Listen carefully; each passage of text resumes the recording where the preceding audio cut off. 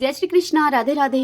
आप सभी भक्तों का आपके अपने YouTube चैनल श्री कृष्ण दीवानी में हार्दिक स्वागत है। कार्तिक मास महात्म्य के 9वें दिन की कथा में हम आज सुनेंगे त्रयोदशी से लेकर दीपावली तक के उत्सव कृत्य का वर्णन। आइए सर्वप्रथम भगवान का स्मरण करते हुए आप सभी मेरे साथ बोलिए। शांताकारं भुजगशयनं पद्मनाभं सुरेशं विश्वधारं गगन सदृशं मेघवर्णं शुभांगं लक्ष्मीकान्तं कमलनयनं योगिभिर्दयानगमयम् वंदे विष्णुं भवभयहरं सर्वलोकैकनाथं। ओम श्री लक्ष्मी नारायण भगवान की जय। श्री राधा कृष्णाभ्याम नमो नमः। तुलसी शालिग्राम महाराज की जय। ब्रह्मा जी कहते हैं नारद मुनि से कि हे पुत्र नारद, कार्तिक कृष्णा त्रयोदशी को प्रातःकाल दंड धावन करके स्नान करें और त्रिरात्रि व्रत का नियम लेकर भगवान गोविंद के भजन में तत्पर रहें तथा इस व्रत के अंत में गोवर्धन उत्सव मनाएं। त्रयोदशी 3 मुहूर्त से अधिक की हो तो वह इस व्रत में ग्राह्य है, पर तिथि से वैध होना दोष की बात नहीं है। कार्तिक के कृष्ण पक्ष में त्रयोदशी के प्रदोष काल में यमराज के लिए दीप और नैवेद्य समर्पित करें तो अपमृत्यु अर्थात अकाल मृत्यु, इस अकाल मृत्यु का नाश होता है। एक दिन की बात है, एक दिन यमदूतों ने यमराज से कहा कि हे प्रभु, ऐसे महोत्सव के अवसर पर जिस प्रकार जीव अपने जीवन से वियुक्त न हो, वह उपाय आप हमारे आगे वर्णन कीजिए। यह सुनकर यमराज ने अपने दूतों से कहा कि कार्तिक कृष्णा त्रयोदशी को प्रतिवर्ष प्रदोष काल में जो अपने घर के दरवाजे पर निम्नांकित मंत्र से उत्तम दीप देता है, अर्थात अपने घर के दरवाजे पर दीप जलाता है, वह अपमृत्यु को प्राप्त होने पर भी यहाँ पर लेकर आने के योग्य नहीं है। वह मंत्र इस प्रकार से है। मृत्युना पाशदंडाभ्याम कालेन च मया सह त्रयोदश्याम दीपदानात् सूर्यजः प्रियतामिति। अर्थात त्रयोदशी को दीपदान करने से मृत्यु, पाश, दंड, काल और लक्ष्मी के साथ सूर्यनंदन यम प्रसन्न हो। इस मंत्र से जो मनुष्य अपने द्वार पर उत्सव में दीपदान करता है, उसे अपमृत्यु का भय नहीं होता। दीपावली के पहले की चतुर्दशी को तेल मात्र में लक्ष्मी और जल मात्र में गंगा निवास करती हैं। जो उस दिन प्रातःकाल स्नान करता है वह यमलोक नहीं देखता है। नरक भय का नाश करने के लिए स्नान के बीच में अपामार्ग को मस्तक पर घुमावें। अपामार्ग को चिचिड़ा भी कहते हैं। 3 बार मंत्र को पढ़कर एक ही बार घुमाना चाहिए। मंत्र वह इस प्रकार से हैं। उसे घुमाते हुए कहें कि जोते हुए खेत के ढेले से युक्त और कंटक विशिष्ट पत्तों से सुशोभित अपामार्ग, तुम बार बार घुमाए जाने पर मेरे समस्त पापों को हर लो। इस प्रकार ऐसा कहकर अपने सिर पर अपामार्ग घुमाएं। स्नान करके भीगे हुए वस्त्रों से मृत्यु के पुत्र रूप 2 कुत्तों को दीपदान दें। उस समय यह मंत्र पढ़ें। शुनकौ श्याम शवलौ भ्रातरौ यम सेवकौ तुष्टौ श्याताम चतुर्दश्याम दीपदानेन मृत्युजौ। अर्थात काले और चितकबरे रंग के 2 शवान जो मृत्यु के पुत्र, यमराज के सेवक और परस्पर भाई हैं, चतुर्दशी को दीपदान करने से मुझ पर भी प्रसन्न हो। फिर स्नानांत तर्पण के बाद 14 यमों का तर्पण करें, जिनके मंत्र इस प्रकार से हैं। यमाय धर्मराजाय मृत्युयवे चांतकाय च वैवस्वत्वाय कालाय सर्वभूतक्षयाय च औदुम्बराय ददनाय नीलाय परमेष्ठिने वृकोदराय चित्राय चित्रगुप्ताय ते नमः। अर्थात ये 14 नाम मंत्र हैं। इनमें से प्रत्येक के अंत में नमः पद जोड़कर बोलें और एक एक मंत्र को 3-3 बार कहकर तिल मिश्रित जल से उस जल की 3-3 अंजुलियां दें। यमराज का तर्पण यज्ञोपवीति होकर, अर्थात यज्ञोपवीत को बाएं कंधे पर रखकर अथवा प्राचीना वीति होकर, अर्थात जनेऊ को दाहिने कंधे पर करके भी किया जा सकता है, क्योंकि यमराज देवता और पितृ दोनों ही पदों पर स्थित हैं। अतः उनमें उभय रूपता है। जिसके पिता जीवित हो वह भी यम और भीष्म के लिए तर्पण कर सकता है। कार्तिक कृष्ण चतुर्दशी को यदि अमावस्या भी हो और उसमें स्वाति नक्षत्र का योग हो तो उसी दिन दीपावली होती है। उस दिन से आरंभ करके 3 दिनों तक दीपोत्सव करना चाहिए, क्योंकि एक समय राजा बलि ने भगवान से यह वरदान मांगा था कि मैंने छदम से वामन रूप धारण करने वाले आपको भूमिदान दी है। और आपने उसे 3 दिनों में ही 3 पगों के द्वारा नाप लिया है। अतः आज से लेकर 3 दिनों तक प्रतिवर्ष भूमि पर मेरा राज्य रहे। इस समय जो मनुष्य पृथ्वी पर दीपदान करे, उसके घर में आपकी पत्नी लक्ष्मी स्थिर भाव से निवास करे। तब दैत्यराज बलि को भगवान विष्णु ने चतुर्दशी से लेकर 3 दिनों तक का राज्य दिया है। इसीलिए इन 3 दिनों में यहाँ सर्वथा महोत्सव करना चाहिए।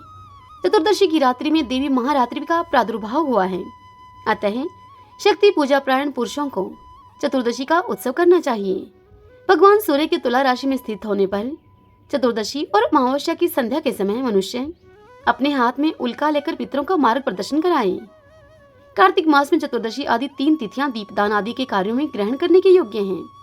यदि ये 3 तिथियां संगम काल से ही पहले ही समाप्त हो जाती हैं, तो दीपदान आदि के कार्यों में इन्हें पूर्व तिथि से युक्त ही ग्रहण करना चाहिए।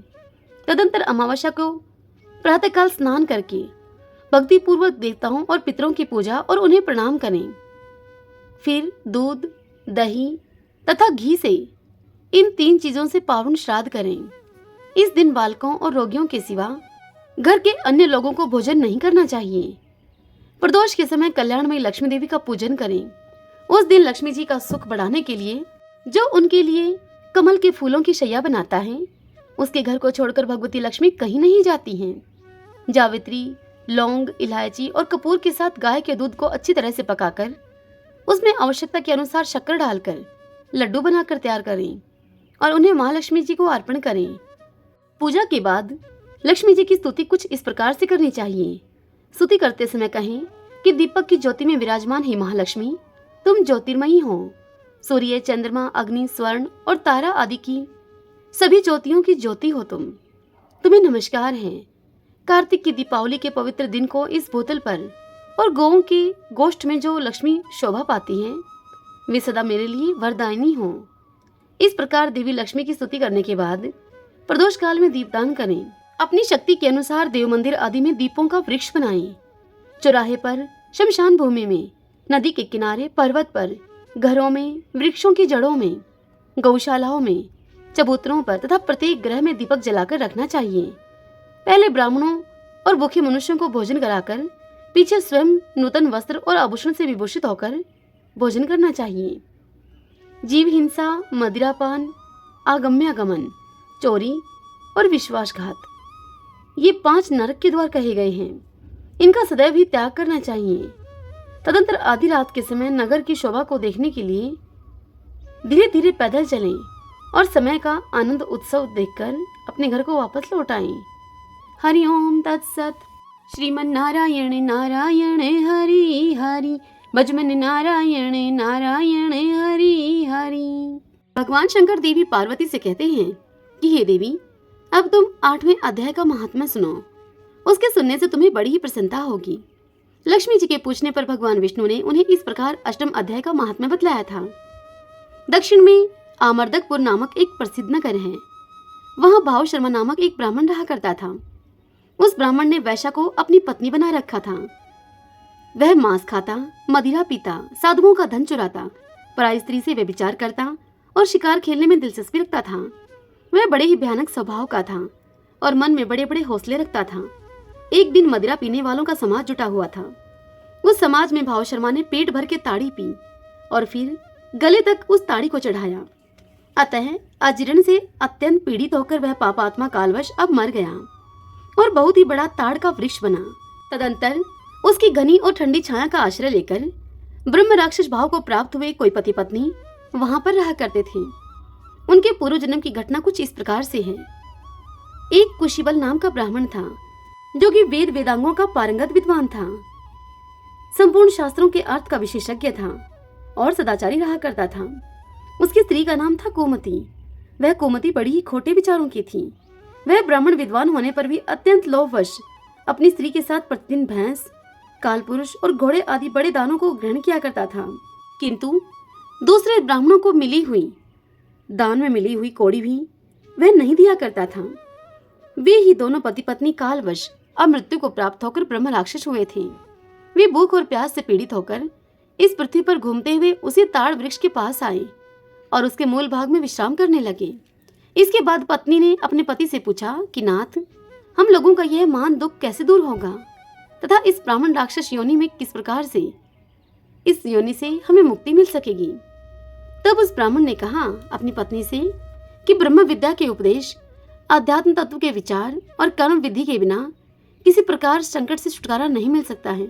यह सुनकर उसकी पत्नी ने पूछा, किम तद ब्रह्मा किम ध्यातम किम कर्म पुरुषोत्तमम, अर्थात वह ब्रह्मा क्या है, अध्यात्म क्या है और कर्म कौन सा है। उसकी पत्नी के इतना कहते ही जो आश्चर्य की घटना घटित हुई, हे पार्वती, अब तुम उसको सुनो।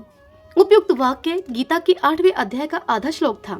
उस श्लोक के श्रवण से वह वृक्ष उस समय ताड़ के रूप को त्याग कर भाव शर्मा नाम का ब्राह्मण बन गया। तत्काल ज्ञान होने से विशुद्धचित होकर वह पाप के चोले से मुक्त हो गया और उस आदि श्लोक के ही महात्म्य से वे पति पत्नी भी मुक्त हो गए। उनके मुख से दैवात ही 8वें अध्याय का आधा श्लोक निकल पड़ा था। तदंतर आकाश से एक दिव्य विमान आया और वे दोनों पति पत्नी उस विमान पर आरूढ़ होकर स्वर्गलोक को चले गए। वहां का यह सारा वृत्तांत अत्यंत ही आश्चर्यजनक था। उसके बाद उस बुद्धिमान ब्राह्मण भाव शर्मा ने आदर पूर्वक उस आदि श्लोक को लिखा और देव देव जनार्दन की आराधना करने की इच्छा से अब वह भाव शर्मा मुक्तिदायिनी काशीपुरी में चला गया। वहां उस उद्धार बुद्धि वाले ब्राह्मण ने बड़ी भारी तपस्या की। उसी समय क्षीरसागर की कन्या भगवती लक्ष्मी ने हाथ जोड़कर देवताओं की भी देवता तपस्वी जनार्दन से पूछा कि हे नाथ, आप सहसा नींद त्याग कर खड़े क्यों हो गए। तब श्री भगवान बोले कि देवी, काशीपुर में भागीरथी के तट पर बुद्धिमान ब्राह्मण भाव शर्मा मेरे भक्तिभाव से परिपूर्ण होकर अत्यंत ही कठोर तपस्या कर रहा है। वह अपनी इंद्रियों को वश में करके गीता के 8वें अध्याय के आधे श्लोक का जप करता है। मैं उसकी तपस्या से अत्यधिक संतुष्ट हूँ। बहुत देर से उसकी तपस्या के अनुरूप फल का विचार कर रहा था मैं। हे प्रिय, इस समय वह फल देने को भी मैं बड़ा उत्कंठित हूँ। यह सुनकर देवी पार्वती ने कहा भगवान शंकर से कि हे भगवान, श्री हरि सदा प्रसन्न होने पर भी जिसके लिए चिंतित हो उठे थे, उस भगवत भगत भाव शर्मा ने कौन सा फल प्राप्त किया। यह सुनकर श्री महादेव जी बोले देवी पार्वती से कि देवी, दिव्य श्रेष्ठ भाव शर्मा प्रसन्न हुए भगवान विष्णु के प्रसाद को लेकर आत्यंतिक सुख अर्थात मोक्ष को प्राप्त हुआ और उसके अन्य वंशज भी जो नरक यातना को पड़े थे, उस यातना को वे भोग रहे थे, उसी के शुभ कर्म से भगवत धाम को प्राप्त हुए। हे पार्वती, यह 8वां अध्याय का महात्मा थोड़े में ही तुम्हें बतलाया गया है। इस पर सदा ही विचार करते रहना चाहिए। हरि ओम तत्सत। श्री कृष्ण गोविंद हरि मुरारी, हे नाथ नारायण वासुदेव। अब हम कार्तिक स्नान की पावन कथा का श्रवण करें। एक सास थी, वह कार्तिक नहाने के लिए 12 कोस जाया करती थी और उस सास की बहू जो थी वह कटड़िया में पानी डालकर कहती कि मन चंगा तो कटौती में गंगा। उस बहू के ऐसा कहते ही उसके कटड़िया के पानी में गंगा जी आ जाती और वह बहू स्नान कर लेती। एक दिन सास की नथ गंगा जी में बह गई। सास ने उस नथ को बहुत ढूंढा पर उसे मिली नहीं। जब घर पे बहू उस पानी से नहा रही थी कटड़िया में पानी डालकर, तब उस बहू ने देखा कि उसके पानी में एक नथ पड़ी है। उसने नथ को पहचान लिया और निकालकर पानी से उसने उस नथ को अलग रख दिया। जब सास गंगा जी से स्नान करके वापस आई तो उदास होकर बैठी हुई थी। तब यह देखकर उस बहू ने अपनी सास से पूछा कि माँ जी, आप उदास क्यों बैठी हैं। तब सास ने बताया कि बहू, क्या कहूँ तुमसे, मेरी नथ गंगा जी में बह गई है आज। यह सुनकर वह बहू बोली कि नथ तो मेरे हाथ में आ गई है आपकी। तब सास ने उसे पूछा कि यह कैसे हुआ। तब वह बहू बोली कि माँ जी, आप तो कार्तिक स्नान के लिए 12 कोस जाती हैं, 12 कोस आती हैं और मैं तो कटड़िया में पानी डालकर ही कह देती हूँ कि मन चंगा तो कटौती में गंगा, और फिर गंगा जी स्वयं मेरे उस कटड़िया के पानी में विराजमान हो जाती हैं और उन्हीं के साथ आज आपकी यह नथ भी बहकर आ गई है। मैंने इस नथ को पहचान लिया था, इसलिए मैंने इसे संभाल कर रख दिया था। हे गंगा मैया, जैसे आप बहू पर टूटी वैसे सब पर टूटना, जैसे सास पर टूटी वैसे किसी पर ना टूटना। इस कथा को कहते सुनते हुंकारा भरते सब पर अपनी कृपा करना, सभी के पापों को धोना। सभी बोलिए गंगा माता भगवान विष्णु की जय। लपसी तपसी की कहानी। एक लपसी था, एक तपसी था। तपसी तो भगवान की तपस्या करता था और लपसी सवा सिर की लापसी बनाकर भगवान को भोग लगाता था और लोटा हिलाकर स्वयं जीम लेता था। एक दिन दोनों आपस में लड़ने लगे। लप्सी बोला मैं बड़ा हूँ, तप्सी बोला मैं बड़ा हूँ। इतने में ही वहाँ नारद जी आ गए और उनसे पूछने लगे कि तुम क्यों लड़ रहे हो। तब यह देखकर लप्सी ने कहा कि मैं बड़ा हूँ और तप्सी ने कहा मैं बड़ा हूँ। तप्सी बोला कि मैं सारे दिन भगवान की पूजा करता हूँ। ये सुनकर नारद जी बोले कि तुम लड़ो मत, मैं तुम्हारा फैसला कल कर दूंगा। दूसरे दिन तप्सी नहा धोकर आ रहा था तो नारद जी ने उसकी परीक्षा लेने के लिए 1.25 करोड़ की मोंदड़ी अंगूठी को कहा जाता है, उसके सामने तप्सी के सामने 1.25 करोड़ की मोंदड़ी फेंक दी। यह देखकर तप्सी लालच में आ गया और उसने अपना घुटना उठाकर वह अंगूठी अपने घुटने के नीचे दबा ली और फिर से लग गया तपस्या करने। लप्सी सुबह उठा, नहा धोकर 1.25 सेर की उसने लापसी बनाई। तदंतर भगवान को भोग लगाकर लोटा हिलाकर अब जीमने ही लगा था कि इतने में नारद जी वहां पर आ गए। नारद जी ने लप्सी के सामने भी अंगूठी फेंकी थी, लेकिन लप्सी उसने कुछ ध्यान नहीं दिया। उसने अंगूठी को देखकर भी अनदेखा कर दिया। अब नारद जी उसके सामने आ गए और उन दोनों को बिठाया। तब दोनों ने फिर से पूछा कि बताइए प्रभु कौन बड़ा है। तप्सी बोलने लगा कि मैं बड़ा हूँ। नारद जी ने कहा कि तू अपना घुटना उठा। घुटना उठाया तो 1.25 करोड़ की अंगूठी निकली। यह देखकर नारद जी बोले कि यह अंगूठी तो तूने चुराई है, इसलिए तेरी तपस्या अब भंग हो गई है, इसलिए अब से लप्सी बड़ा है। यह सुनकर तप्सी कहने लगा कि महाराज मेरी तपस्या का फल मुझे कैसे मिलेगा। तब नारद जी बोले कि तेरी तपस्या का फल कार्तिक नहाने वाले तुझे देंगी। और फिर नारद जी कहने लगे कि सबकी कहानी कहकर यदि तेरी कहानी नहीं कहेंगी तो कार्तिक का फल उनका खत्म हो जाएगा और उनका वह पुण्य फल तुम्हें मिलेगा। हरि ओम तत्सत। ओम नमो भगवते वासुदेवाय। आइए अब हम कार्तिक भगवान की आरती करते हैं। आरती उतारूं मारा कार्तिक भगवान की, आरती उतारूं मारा कार्तिक भगवान की। ठाकुर जी की सेवा में मैं राम नाम बोलती, ठाकुर जी की सेवा में मैं राम नाम बोलती। गाय की सेवा में मारे गोबर पानी बाड़ा में, गाय की सेवा में मारे गोबर पानी बाड़ा में। तुलसी जी की सेवा में मारे तुलसी फल फूल आंगन में, तुलसी जी की सेवा में मारे तुलसी फल फूल आंगन में। आरती उतारूं मारा कार्तिक भगवान की, आरती उतारूं मारा कार्तिक भगवान की। ठाकुर जी की सेवा में मैं गंगा जल से नहाती, ठाकुर जी की सेवा में मैं गंगा जल से नहाती। गाय की सेवा में मारे दूध दही बिलोना में, गाय की सेवा में मारे दूध दही बिलोना में। तुलसी जी की सेवा में मार बरकत है घर आंगन में, तुलसी जी की सेवा में मार बरकत है घर आंगन में।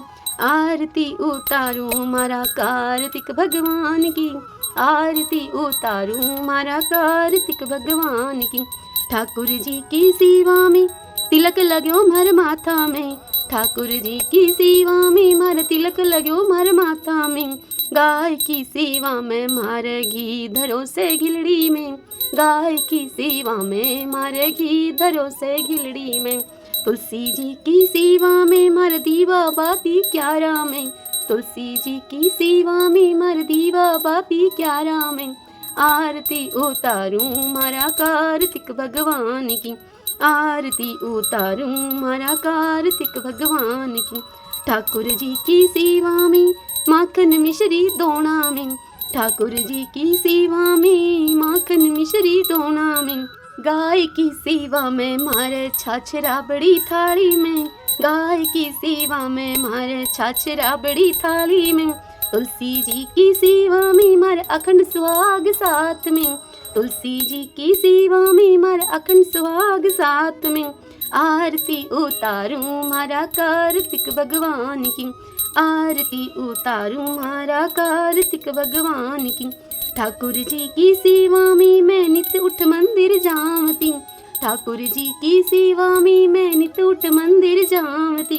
गाय की सेवा में मार नित उठ बुहारी लगावती, गाय की सेवा में मैं उठ नित के बुहारी लगावती। तुलसी जी की सेवा में नित जल सींचूं क्यारा में, तुलसी जी की सेवा में नित जल सींचूं क्यारा में। आरती उतारूं मारा कार्तिक भगवान की, आरती उतारूं मारा कार्तिक भगवान की। ठाकुर जी की सेवा में सखियों का संग है मंदिर में, ठाकुर जी की सेवा में सखियों का संग है मंदिर में। गाय की सेवा में मारे साथ ग्वाला आंगन में, गाय की सेवा में मारे साथ ग्वाला आंगन में। तुलसी जी की सेवा में मारे घर वाला मारे साथ में, तुलसी जी की सेवा में मारा घर आड़ा मारे साथ में। आरती उतारूं मारा कार्तिक भगवान की, आरती उतारूं मारा कार्तिक भगवान की। ठाकुर जी की सेवा में मैं तुलसी माला फेरती, ठाकुर जी की सेवा में मैं तुलसी माला फेरती। गाय की सेवा में मारे गले गल श्री सोना की, गाय की सेवा में मारे गले गल श्री सोना की।